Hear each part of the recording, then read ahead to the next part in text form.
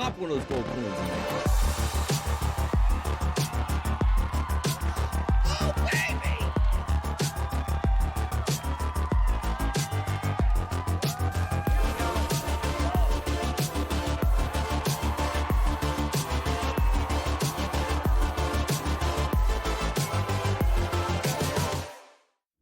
Welcome back to SportsMillion. Myself, Joe Maddon here, joined by Tom Vecchio. It's time, Tom, to talk some Thursday night football. Firstly, how's your day started?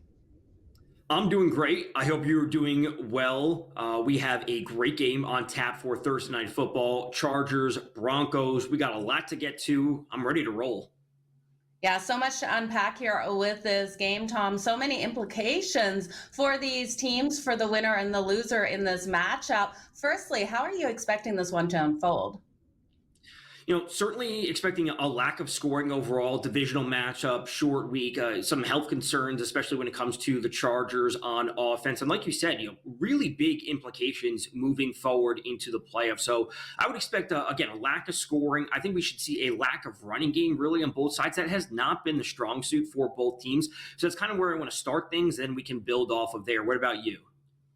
Yeah, I hear you on that lack of running game, especially the Chargers. They're going to find a hard time moving that ball on a Denver defense that is so sound against that run. Maybe we can start looking at these quarterbacks, Tom, and looking at their picks and what we're able to hit on higher or lower for them here. Do you want to jump into Bo Nix first?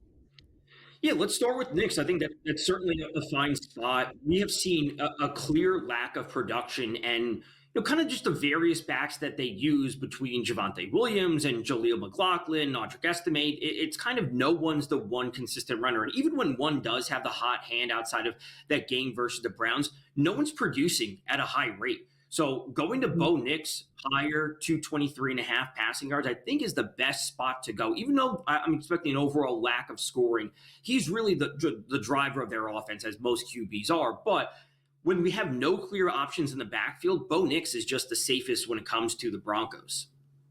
Yeah, I hear you on Bo Nix. 223.5 seems like a great place to take it to the higher, especially when you look at the Chargers defensively. Defensively, they were so sound before week 9, but since week 9, we've seen those struggles out of them. I'm willing to lock in the over 223.5 passing yards for Bo Nix. But what about his rushing yards? We know he's a dual threat quarterback out there. He's got a rushing number coming in here of 20.5. We could take this higher or lower. How are you expecting him to perform with his legs out there, Tom?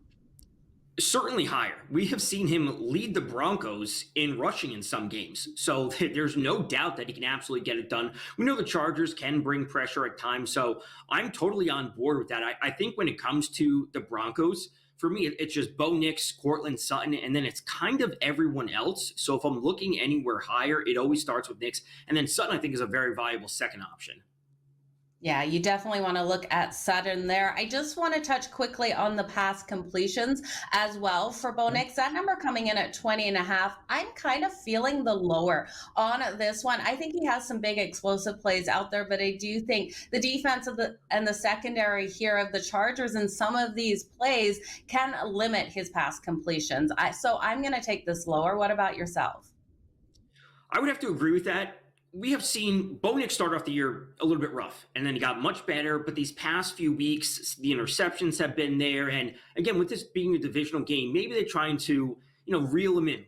Let's try and center the offense and be a little bit more consistent. So he doesn't have to be out there throwing it 40 or 45 times. He can actually scale it back. And maybe the run game does play a bigger role than I'm, initially anticipating. But that would lead towards lower on completions. Okay, so then can we both agree that we're looking also at the lower on passing attempts, that passing attempt number at 32.5? I just can't see him playing that style of game out there where there's that many attempts. Can you? Right. And, again, divisional game, huge playoff implications. Punts, I don't want to be talking about punts too much, but I think we should see the attempts lower overall for both teams. Okay, we're on the same page with Bo Nix. Let's jump into Justin Herbert now. You mentioned it. He just hasn't been looking himself, a little banged up out there. You've got to wonder what's actually going on with his ankle as he's been rolled up in a couple of these games. He's got a passing pick here of 230 and a half, Tom. Higher or lower on this? I think he's going to have to pass that ball on the defense here of Denver because we talked about how strong this defense is against the run.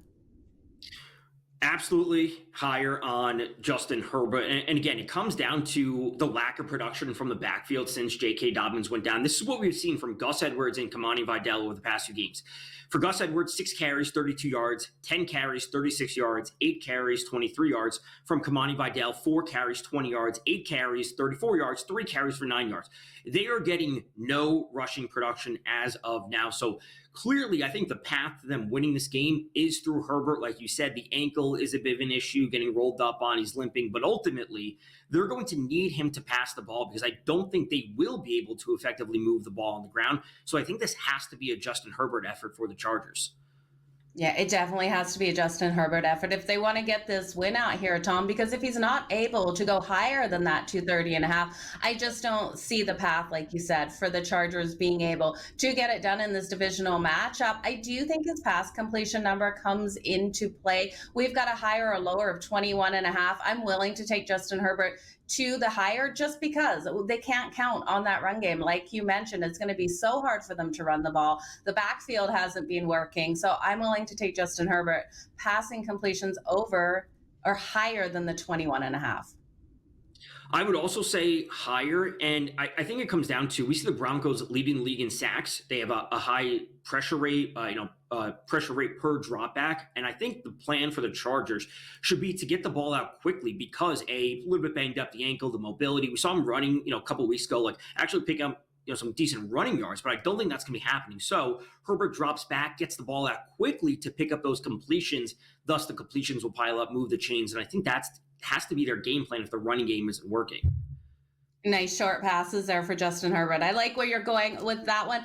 Can he get that ball to Quentin Johnson? Can Johnson hold on to it? Because he's got a receiving yard number of 41 and a half. Higher or lower on this, Tom? I want to say higher, but I just don't know if he can hold on to the ball. I want to say higher as well. Quentin Johnson has burned me on various reasons. My dynasty fantasy team throughout the entire season, he's either catching touchdowns or he's not doing a whole lot. I have to say lower because I don't think he's the best option ultimately. And we can maybe slide this over to Ladd McConkey, who I do think is the best option when it comes to the Chargers, not just in their passing game, but literally the best option and the best path to them winning this game would be through Ladd McConkey. So I have to go lower on Quentin Johnson. I don't want to say it's recency bias because he's burned me so many times, but it will be the under. It definitely has to be the lower on him there. And I think on the receptions as well. 3.5 is your higher or lower number for the receptions, Tom. And I just look at him, and if he misses one of those deep balls out there, Justin Herbert is just not going to go back to him. So I'm going to lock in the under 3.5. The lower 3.5 receptions there for Quentin Johnson. And you talked about Ladd McConkey, and I really love a look at him. I'm just not seeing any picks up for him at the moment, Tom. I see one for him at 66 and a half receiving yards. This is the spot to go. Herbert has to pass the ball. They're not going to be able to move it on the ground. Ladd McConkey came back last week. He missed the game a couple weeks ago against the Chiefs. He was back last week against the Bucs. This has to be a spot for him. We've seen, at least 52 yards in 7 straight games. So he's not exactly getting there on every game basis, but he is the consistent option in the passing offense. We've seen him go over 100 yards 3 times in this stretch. And again, if I'm just personally not trusting Quentin Johnson too much, I'm not trusting, Joshua Palmer getting deep. And again, there's going to be no running game for the Chargers. Ladd McConkey higher than 66.5 receiving yards. Okay, now we're going to look at Courtland Sutton at all here for the Denver Broncos. He is a receiving number of 63.5. Higher or lower, Tom? Higher. Again, I'm very concerned about the rushing game on both sides. Sutton's the best option. Too much concern in the backfield for the Broncos. Okay, you guys, don't go anywhere. We'll be back after the break here on Sports Million, giving you some more picks, what we're liking in these games.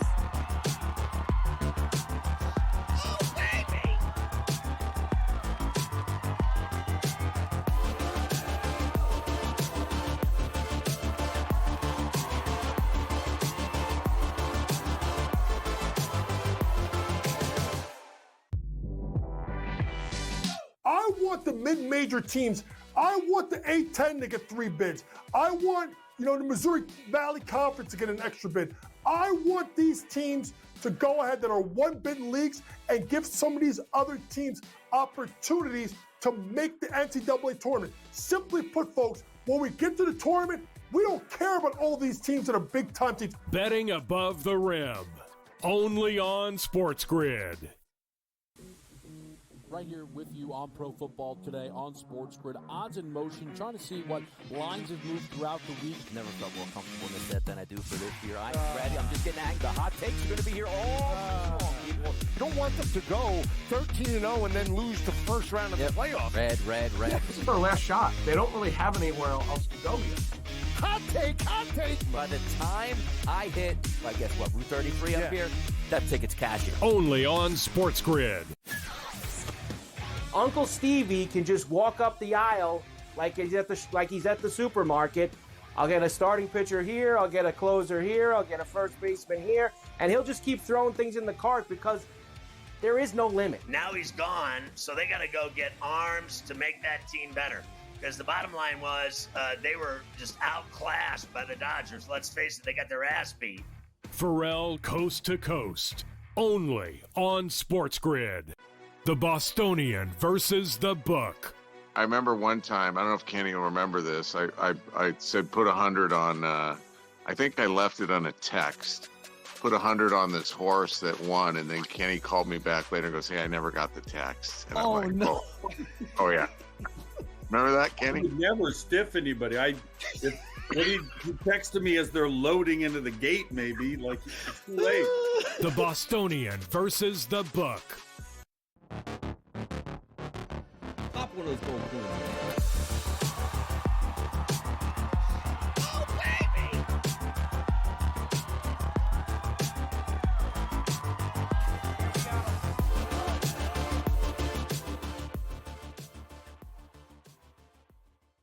Oh, welcome back to Sports a Million. Myself, Joe Maddon, and Tom Vecchio here today. Enjoy Sports Million Pick'em, but hate making picks yourself? Well, maybe Sports Million has you covered. Head on over and play Sports Million Blitz'em right now and let your computer do the work. Go to sportsmillion.com/blitz'em to be able to win big prizes without having to make a single pick yourself.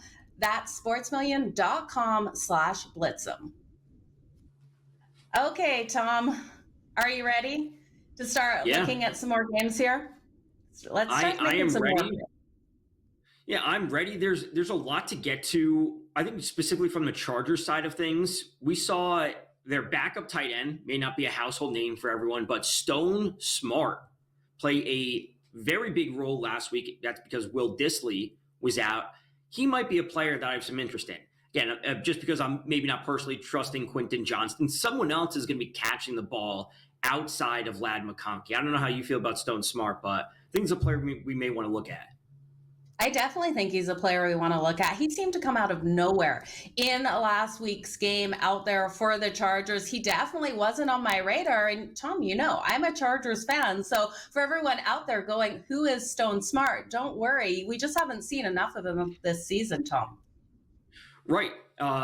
Stepping into a role, the playing time's going to be there. I think the targets will be there for him. So higher 37.5 receiving yards for Stone Smart might be the route to go. If you don't want to look to Gus Edwards on the ground, you don't want to look to Quentin Johnston in the air, maybe you have your doubts about Josh Palmer in the deep shots, Stone Smart could be that player to catch some of the shorter passes we talked about from Justin Herbert. I think it's a solid way to look. I like his higher on the 37.5 receiving yards as well as the 3.5 receptions higher, Tom. Do you like the reception number as well? I do, but as I've said before on various shows, the receiving yards are always easier for a player. He could have 40 yards on one catch. He can't have 4 catches on one catch. I know it sounds a little bit silly, but he could have off a 30, 40-yard run, and boom, he's at that number. The getting multiple, to 4 receptions would require just a little bit more. So I'm always safer with the yards. Tom, when we look at both of these defenses here, I know the Chargers have had their struggles since week 9, but we know Denver's defense has been so nice and solid. Are you thinking this is going to be a lower scoring game? Because if we're seeing not a lot of points between these two coming, are we looking at those field goals coming into play? Cameron Dicker has been so strong for the Chargers at getting those field goals on the board. And if this Denver defense is able to really limit them in the red zone, we could see Cameron Dicker come into play in this one. He has a higher or lower of kicking points 7.5 in this matchup. I think that feels right.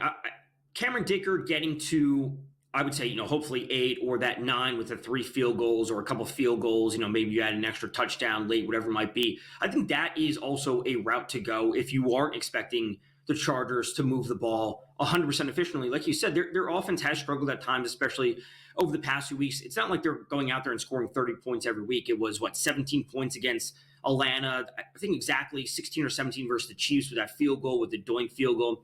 And then last week against the Bucs wasn't a whole lot. So Cameron Dicker may actually be one of the best options on the Chargers. I don't want to say offense, but maybe one of the best options for the Chargers in this game. So higher 7.5 kicking points for Cameron Dicker.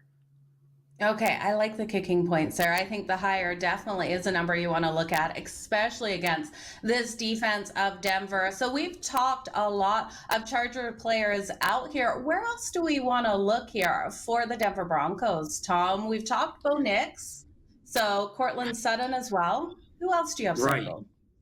It should be Courtland Sutton, but I think it's interesting to note that Will Lutz has a slightly different he has field goals, not total kicker points, which I think is interesting.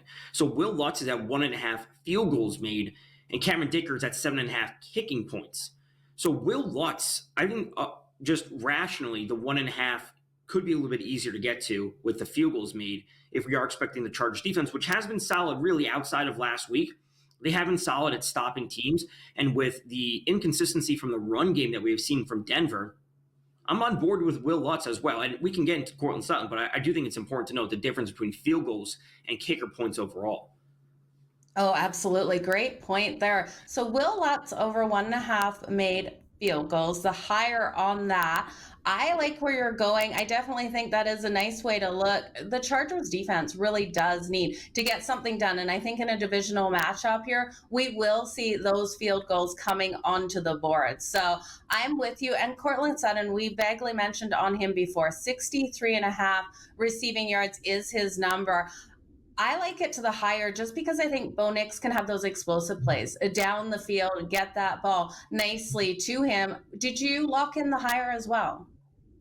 I like the higher, absolutely. And my concern with the Denver offense is you have Vele here, Marvin Mims, Troy Franklin, There's so many other options, but at the end of the day, if they're not running the ball effectively, who's their best option on offense? It's Courtland Sutton. And it's somewhat similar to the Chargers, where at the end of the day, Ladd McConkey is the best option for the Chargers. So I want to default to who is the safest, and that is Courtland Sutton time and time again, whether it's the big plays down the field, whether he's consistently picking up first downs, it has to be higher for Courtland Sutton. Okay, I am with you. So was there anyone else in this game that you want to circle? Because I'm looking through it, and I think we've got some great players already to that higher or lower. Is there anyone we're missing? Kamani Vidal, 27.5 rushing yards. It seems a touch too high. And again, he has not played a big role on the ground for the Chargers over these last few games, 20, 34, 9. And combined with the fact that he's splitting time with Gus Edwards in the backfield, I think it has to be lower on Kamani Vidal. Okay, Tom, if I asked you your 3 favorite higher or lowers in this matchup, where are you going for myself? I'll let you know mine first, and then I'll throw it to you. I'm going to go Justin Herbert, 21.5 passing completions to the higher. I'm going to look at Quentin Johnson, 41.5 receiving yards to the lower. And where are you going? I would go Ladd McConkey higher than 66.5, and then we'll go to Bo Nix higher than 223.5. Okay, guys, we'll be back in the next couple minutes. Don't go anywhere here on Sports Millions.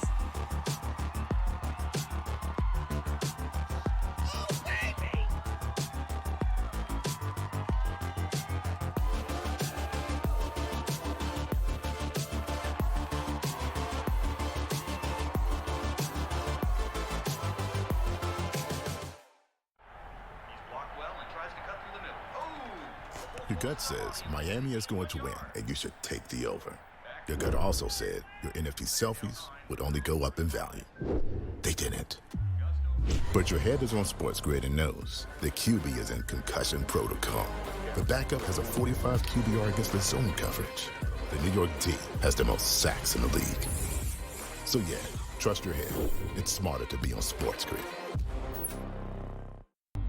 The two guys that can do it all. Too much electricity this morning. This is a good time. We're having a lot of fun. I had to do a triple take. Ka-ching! Why? Because of parity. I didn't mean to offend. Yeah, it's not going to happen. Load management is a dirty word. Let him rip. You know what?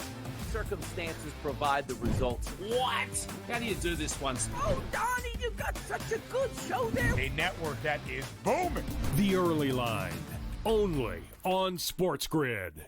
The sharpest football contest show in the land, the Las Vegas Football Contest Show, focuses on Circa SportsMillion, Circa Survivor, and the Westgate Super Contest, handicapping the games and releasing our contest picks every week of the season. With two former Super Contest winners, Brady Cannon and James Salinas, a former NFL player, Mike Pritchard, and over $1 million in contest prize money won combined, the Las Vegas Football Contest Show will have you prepared this season like none other. I'm actually not even on a side today. Yeah. And I'll get to that. Why are you on Texas? I gave them a chance.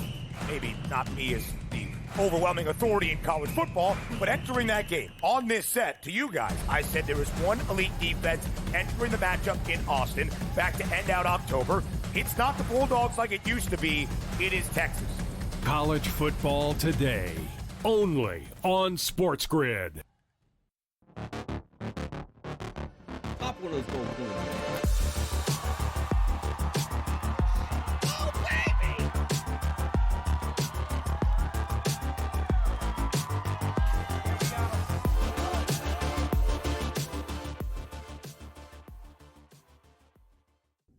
Welcome back to Sports Million. I'm Joe Maddon, joined by Tom Vecchio. Tom, we've talked some NFL. I know we're going to talk some NBA.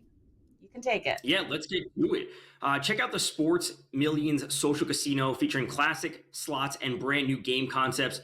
The social casino features the opportunity to win large sweepstake coins, and the games are always free to enter. Go play now at sportsmillions.com/social-casino. That's sportsmillions.com/social-casino. We have NBA to get to as well. A lot of games on the slate. What are you looking at? Yeah, a large slate out here. I know we're going to talk the Nets and the Raptors. As a Canadian, I love this Raptors team and what they bring to the table. What are you expecting out of this game, Tom? The Raptors, obviously a bit of a rebuild year for them, but I actually want to flip to the Nets side of things and go to Cameron Johnson higher than 21.5 points. We saw the Nets recently trade away Dennis Schroeder to the Golden State Warriors, so their offense is going to need a little bit of juice from someone else, and Cam Johnson really should step into that role. He's obviously put a consistent scoring role for the majority of the season. I think he's the guy to trust from a Nets team that is probably going to be moving other assets, and Cam Johnson may be one of them, so best time to put up some good tape, some good performances, get those numbers up, provide a little bit of trade value overall for the Nets. Cam Johnson higher than 21.5 points.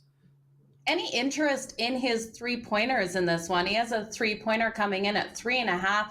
I kind of like it to the higher, especially when you're looking at him over the 21.5 to the higher points in this one, Tom. I think that's totally fine as well. It's kind of, salt to taste, essentially. You just got to pick which one you prefer. The points, he can get there, just regular scoring, rebounds, whatever it might be. The three-pointers, obviously, he has to run on the hot side of variance to get to 4, but I think it is fine ultimately in this Nets matchup. As you said, I don't know how much we're expecting from the Raptors defense overall tonight or for the year. Yeah, not expecting a lot out of their defense, but I do expect a lot out of Scotty Barnes in this matchup. I do think he's worth a look here on his higher and lower on his points. That number coming in at 20.5. I'm willing to lock in the higher than 20.5 points for Scotty Barnes. What about yourself?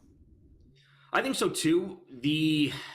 If Jakob Poeltl isn't good to go for the Raptors, the rebounds would become very interesting to me. And we've always seen Scotty Barnes dating back to his rookie year. He always fills up the stat sheet. So some nights it's a double-double type performance from Scotty Barnes, and that might be needed, especially with some size out there with Claxton for the Nets. The rebounds could also be in play, but I think the points are the easiest option for Scotty Barnes. Okay, why don't we turn to the matchup between the Pelicans and the Rockets? We've got a lot of players that we can circle for their picks in this one. Tom, firstly, again, how do you think this one is going to play out? Are you looking for those points to come on the board between these two? Because I would expect it. I would expect it. The Rockets are great. The Pelicans, not so much. A little bit of a disaster for them. And when it comes to the Pelicans specifically, they are bottom 10 in the league when it comes to total rebounds per game. And who leads the league in rebounds per game? The Houston Rockets. This is as a team, just to overall rebounds per game. So let's go to the best rebounder for the Rockets, Alperen Şengün. Higher, 10.5 rebounds. He's consistently getting to about 10. We see in this recent game log, he's pushing to 14 sometimes. So Alperen Şengün, higher, 10.5 rebounds. What about someone further down the list like Dillon Brooks? Could we see him going higher than 3.5 with how the Pelicans have been performing? He absolutely can. I always have my concerns about Dillon Brooks when it comes to foul trouble, but the matchup should be there for Dillon Brooks. As long as he doesn't get ejected, stay in the game, pick up the rebounds against what is just factually a weak rebounding team. Okay, so is there anyone on the Pelicans we want to take their numbers to the lower? Trey Murphy, we can look at his points to the lower, 15.5. I think that number looks a little high for him versus the Rockets, even though the Rockets will push the pace in this one. They will. Again, it's tough from the Pelican side overall. Murray should be the engine of that offense, and if someone's stepping up and scoring outside of him, I don't know if it'll be Trey Murphy. If he can't get the threes going, it just doesn't look like a matchup for him, so I would also go lower on Trey Murphy. Okay, I like where you're going with that. So those are your higher and lowers in the NBA for tonight's slate. Tom, fantastic to have you here today making some picks over here on SportsMillion, and I had a lot of fun. What about you? I had a great time. We are on tap for a great Thursday night game. Huge divisional matchup. Should be an awesome one. Yeah, you guys, all the best in all your pick'ems out there here on SportsMillion. We appreciate you joining us here each and every single day. You guys, all the best.